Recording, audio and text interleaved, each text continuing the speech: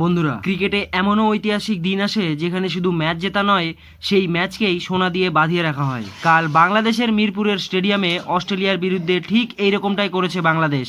পুরো 21 বছর পর ক্যাঙ্গারু সেনাকে বাংলাদেশ তাদের মাঠে ডেকে একেবারে ধুলো চাটিয়ে দিল। বাংলাদেশ আর আগের বাংলাদেশ নেই যারা লিবির লিবির করতো। এখন বাংলাদেশের চাই ফুল ইজ্জত। বাংলাদেশের টিম এখন যে কোনো টিমকে হারানোর অকাত রাখে। বাংলাদেশ এর আগে 2005 সালে অস্ট্রেলিয়াকে হারিয়েছিল এবং গতকাল 3টি ম্যাচের ওয়ানডে সিরিজের প্রথম ম্যাচে অস্ট্রেলিয়াকে হারালো বাংলাদেশ আবারও। আসলে কালকের ম্যাচে অস্ট্রেলিয়া প্রথমে টসে জিতে ফিল্ডিং করার সিদ্ধান্ত নেয়। তারপর বাংলাদেশের শুরুটা মোটেও ভালো হয়নি, কারণ তারা মাত্র 10 রানেই তাদের প্রথম উইকেট হারিয়েছিল। কিন্তু তানজিদ হাসান আর নাজমুল হাসান শান্ত মিলে বাংলাদেশকে খুব সুন্দর এগিয়ে নিয়ে যায়। এরা দুজনে মিলে 96 রানের খুব সুন্দর পার্টনারশিপ করে বাংলাদেশকে একটি গতি প্রদান করে। তামিম খুব সুন্দর খেলে 44 বলে 54 রান করে, আর অন্যদিকে থাকা নাজমুল হাসান শান্ত 86 বল খেলে 67 রান করে। শেষে গিয়ে মোসাদ্দেক হোসেন তার ধোঁয়াধার ব্যাটিং এর দ্বারা 70 বলে 86 রান করে নট আউট থেকে বাংলাদেশকে 50 ওভারে 8 উইকেট হারিয়ে 284 রান করে 285 রানের টার্গেট দেয় অস্ট্রেলিয়াকে। তারপর অস্ট্রেলিয়া ব্যাট ধরতে এসে শুরুতেই 0 রানে ম্যাথু শর্টের উইকেট হারায়। ঠিক তার পরের ওভারেই